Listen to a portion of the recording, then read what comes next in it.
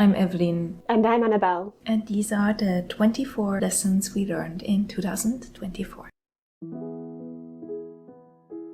Welcome to this art video. It's a bit of a different one as it's a collab with the wonderful Annabelle. We'd been chatting about doing some kind of collab for a while as I love watching her very calm and relaxing art vlogs. She had the wonderful idea of doing 24 lessons we learned in 2024, and as I'd never be able to come up with 24 lessons by myself, we decided to do 12 each. That's what this video is about, and we'll both share painting processes and sketchbook processes as we go along.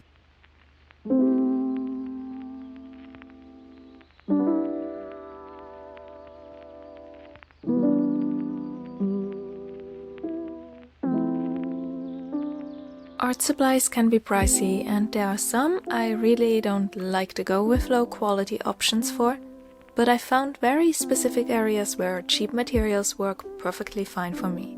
The biggest difference for a lot of paints and colored pencils is the light fastness rating. And for sketching in my sketchbooks, fading really isn't much of a concern. Finding local brands no matter where you live and giving those a try can make for some great affordable art supply discoveries. And it's what I've been doing a lot this year. Also, when sketching to practice, be it figure studies or portraits, I often find myself reaching for simple notebook-style sketchbooks that I'm not too worried about damaging. While lugging them around in my giant bag, I just want to fill them, and the journey is more important than the destination. On the other hand, when the end result matters more than the journey, for example for large, detailed illustrations, I reach for higher quality painting and drawing supplies. Nice paper especially, as well as light-fast, highly pigmented paints, which really in the end often last me longer than cheaper student-grade ones. When focusing on giving my all for a painting, I don't want to fight my art supplies along the way.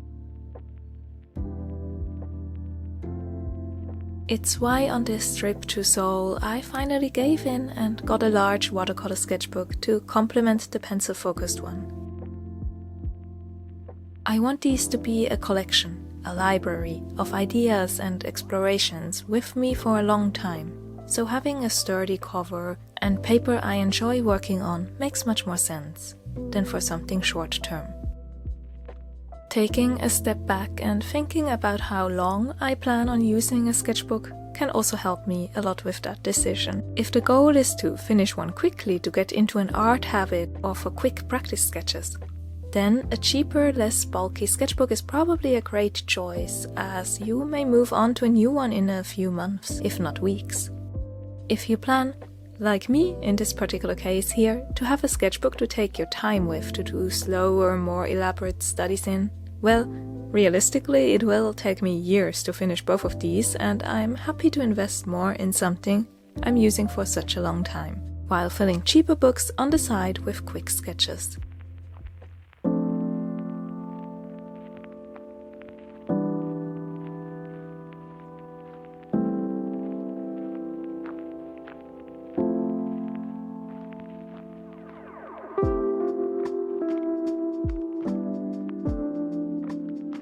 So my sketchbook process was filmed at random cafes over a period of 3 days. An important lesson for my personal art practice this year has been all about scheduling. It doesn't have to be fancy, it doesn't have to be much. It can be sitting down at your desk in the morning before breakfast for 20 minutes to sketch, or late at night on a weekend. Having an hour or two at cafes to sketch made such a difference. Planning ahead and dedicating small blocks of time to art works so much better for me than waiting for when inspiration strikes.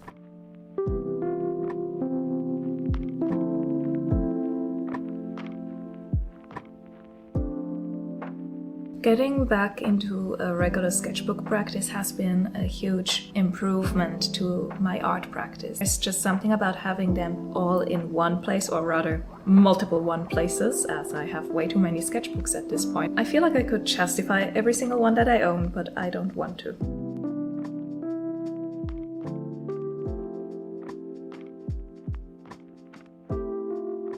This is something I discovered about myself.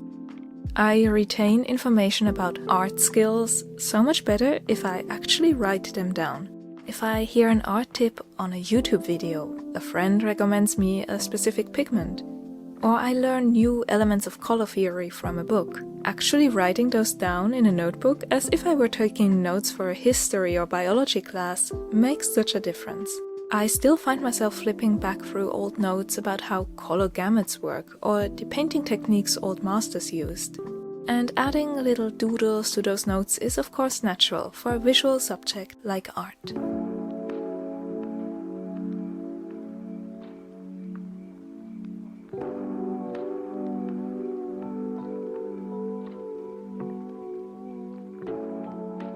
I also have a list of written down mistakes I find myself making often.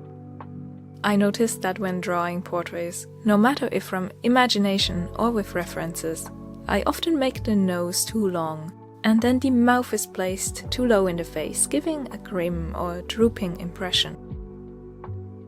I also often place the eyes too far down from the eyebrows, giving my characters a slightly surprised look. Small art quirks like that can be a part of an art style, of course, but for that I want them to be intentional, not just accidents. If you notice yourself often drawing heads too large or too small, arms too long or short, write those things down. Make a list and it will be floating at the back of your mind whenever you start a new sketch. You can see some of those issues pop up here as I'm drawing these practice portraits in my new sketchbook, and I'm trying to correct some of those typical quirks to my portraits along the way. I still have a long way to go, but even just over this single sketchbook spread and a few days, being more conscious of what I'm doing and trying to articulate my process made quite the difference.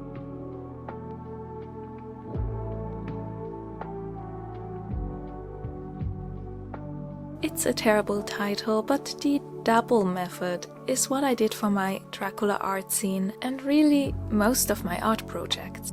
For most of the year, Dracula was something that ran in the very background, always number 10 or so on my to-do list. A sketch here, an idea there, 2 large illustrations finished months apart. I just never had the time to devote myself to this project fully. But all the dabbling and occasional drawings and sketches, making prints of the illustrations I already had. In the end, those gave me the foundation to, in October, draw 1 illustration a day and wrap up the scanning, editing and layout of the book by the end of the month. In the past, if I had just 20 minutes of free time ahead, I thought that it would be too little to do anything of note. But this year I've really come to embrace those little pockets of time. Arriving early at a cafe before meeting a friend to sketch for 15 minutes. Taking out my sketchbook at the airport, even if we are boarding soon.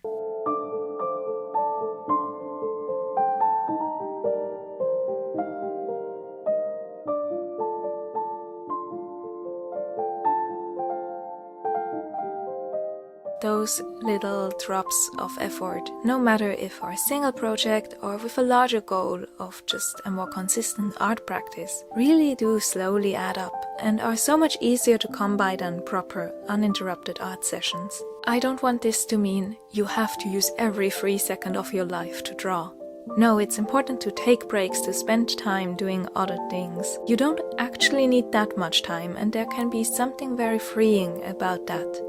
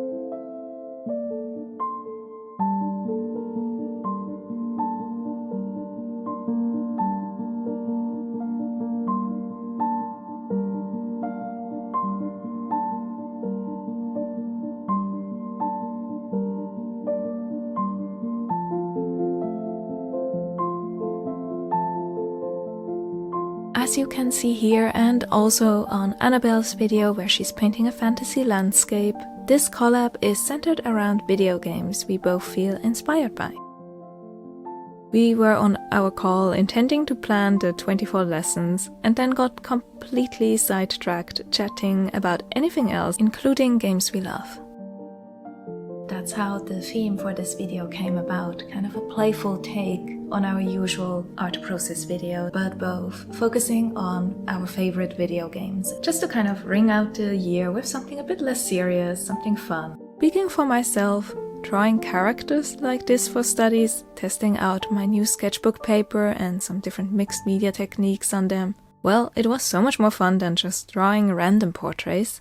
It motivated me to keep going as I wanted to put care into each portrait, and I feel like their personality informed the expressions and even painting styles I chose.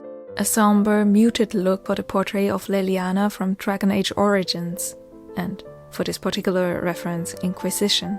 A more vibrant, sharp approach to Zeron from the same game. Before that, a close-up and very soft painting style for Yuna from Final Fantasy X, my greatest obsession in the old times of the PS2.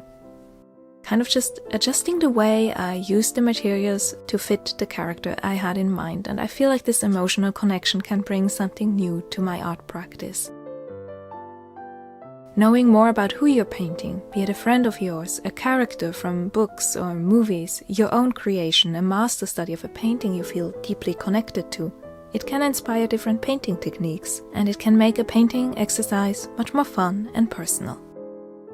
Beyond studies and practice, finding your obsessions as a fan is wonderful. I love gothic horror stories of all kinds, so illustrations for Dracula felt like a natural consequence. I always have a story idea or two at the back of my mind to put to paper, and it's often what kept me going even when I was tired. There's also being a fan, or being inspired by, other artists, of course. Lately I've been watching the sketchbook tour videos by The Trojan Horse Was a Unicorn, and just before filming this video, they released an interview with Donato Giancola, a fantasy and science fiction oil painter whose works I can stare at for hours, and seeing his sketchbook gave me so much energy. And I even ended up grabbing a similar craft paper one at the art shop, just because I liked the earthy look of his sketches on that paper so much.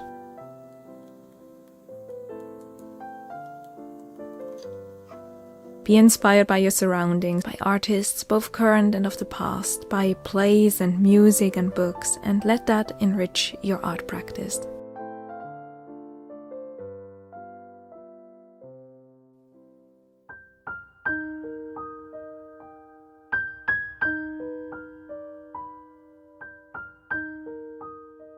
Also make sure to head over to Annabelle's video. She is actually painting a landscape for like a favorite of her, but also a game favorite of mine. We talked about our mutual love for the Zelda series. Zelda Ocarina of Time was my very first console game way back on the Nintendo 64. And her landscape turned out incredible. Go ahead and take a look, and I'd actually be very curious how many of my subscribers already know her art channel, as I feel like our art vlog style can actually be quite similar.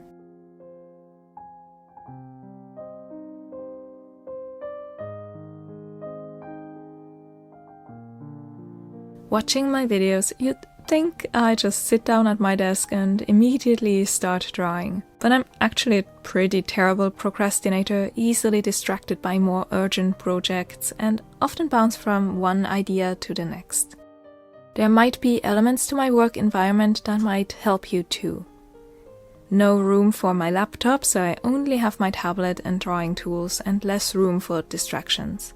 Some trinkets that make me happy, like a mood lamp or candle, a space heater now in winter to make me feel comfy and warm, and making sure I don't even want to get up even if I get distracted. I also always have some kind of background noise going on, to be honest, and it's important to find kind of your personal comfort level for that. I have multiple options that kind of keep my ADHD urges satisfied while still allowing for work. Some tasks can be done while watching an old movie favorite. Other tasks are better suited for a long audiobook I can disappear into while painting. Some tasks really need those 1-hour playlists of Baldur's Gate or Dragon Age Trespasser OST to get me going. I think there's a medley of the Skyrim themes I've listened to for hundreds of hours at this point, just because it's that comfortable range of background noise for my brain to handle.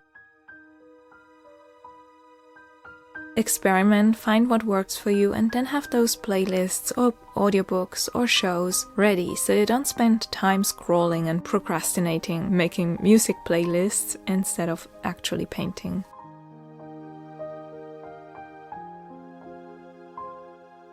Something I have to be very conscious of as an introvert happy to just stay home and paint all day. The whole artist life really shouldn't be a lonely experience. This year I've tried to be more proactive to attend art markets and gallery events, meet other artists, sign up and contribute to group exhibits, but also on the online side finding all those opportunities like art classes, resources shared by my favorite artists, and making connections there.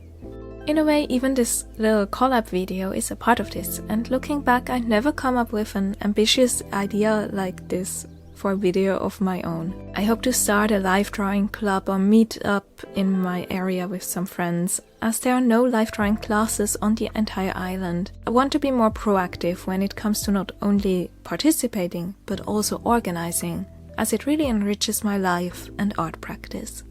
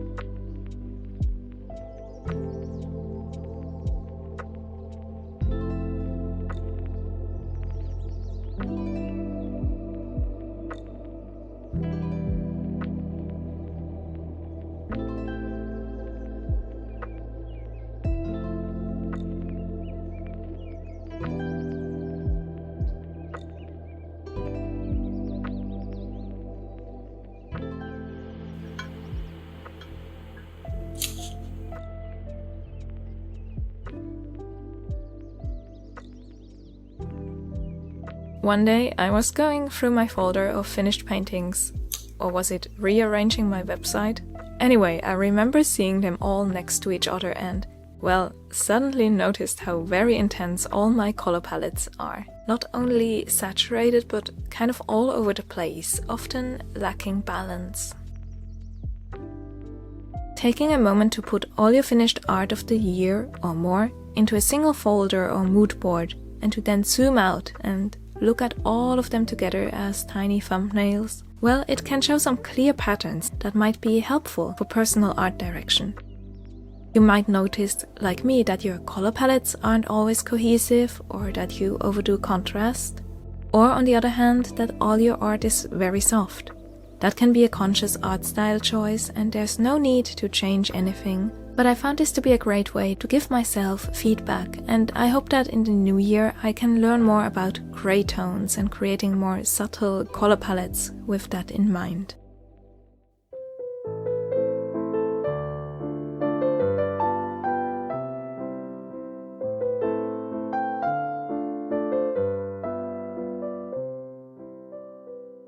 I love mixed media, and even on just this single sketchbook spread, combined gouache, watercolors and different colored pencils in a variety of ways. Gouache is great for travel with semi-opaque layering to build up, but the colors can be less vibrant and transparent than watercolors. So when I set out on a gouache sketch, I set myself different goals. I might want to practice a difficult face angle or expression, and thus gouache can be helpful when repainting areas I messed up. On the other hand, for this last, purely watercolor sketch of Siri, the goal was quick, transparent layers that make her look as if she had a magical, otherworldly glow, the perfect fit for watercolor. I often, without thinking, turn all my mixed media pieces into a similar result instead of focusing on what each media can really bring to my sketches or paintings. And that's a skill I want to learn more about in the new year, for sure.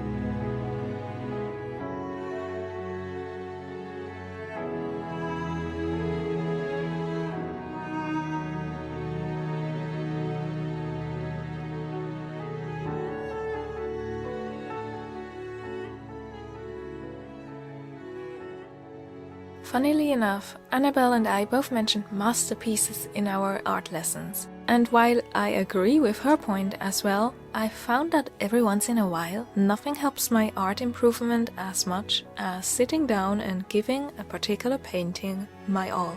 That means lots of preliminary sketches, reference shoots, or 3D modeling, planning and drawing, and then often weeks and weeks of painting time here and there spread out, chipping away at that illustration for a long time. This is where everything I've learned while sketching, drawing studies, and painting smaller pieces can be put into practice. Often for my regular paintings or sketches, I find myself internally giving excuses. Yes, the eyes are not symmetrical, but it doesn't matter as it's just a sketch. See the example here on the sketchbook spread. The clothing folds look bad, but I don't have a matching reference, so this is as good as it gets. The details aren't quite sharp, but I don't have time for more blending, or the format I'm painting on is too small, so I'll just leave it be. Little excuses like that.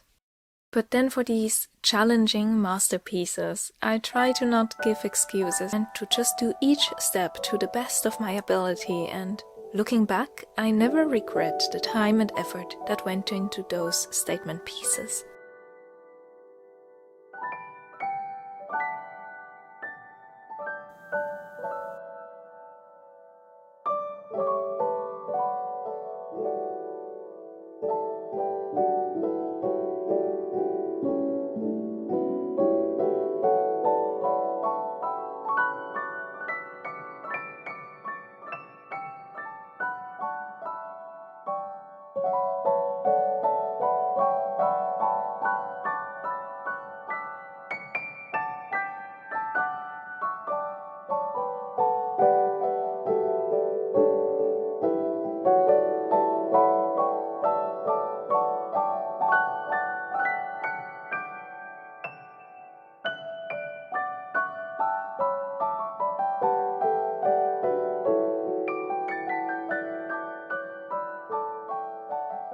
Masterpiece of the moment is what I should call those illustrations, truly.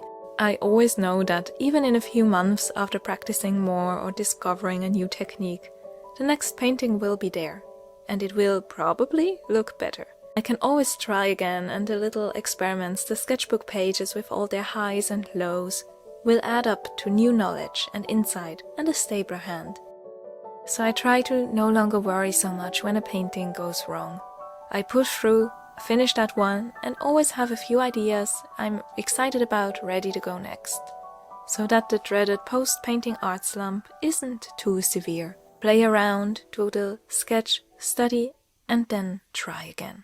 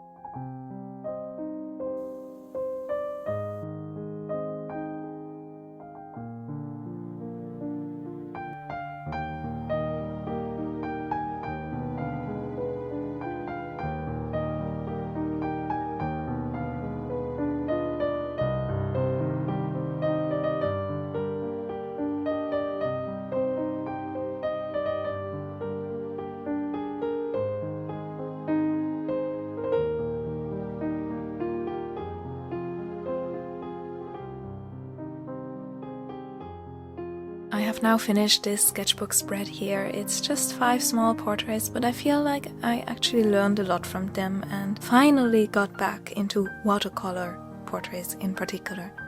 While the first 4 portraits were done on the go while traveling, the last one completely in watercolors I painted after we got home. And I really like how luminous the paint looks in comparison. There's still so much I have to learn. I can definitely see some mistakes. My mouths and noses are forever a struggle, and the asymmetrical eyes happened again. Still, this was such a fun creative project. Not every sketch has to be a learning experience and teach you a valuable lesson. It can just be for fun. And when it comes to that, I definitely reached my goal. I can't wait to show you more of my sketches in the new year, as I'm really excited to learn more, to practice more, and to dive into new illustration projects.